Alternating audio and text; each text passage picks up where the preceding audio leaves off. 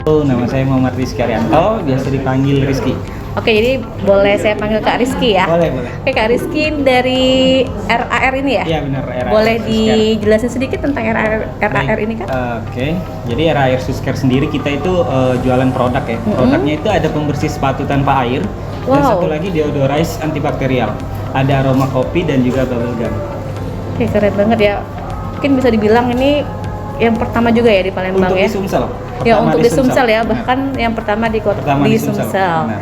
Oke, ada pesan untuk mahasiswa Pakomtek yang baru memulai startup?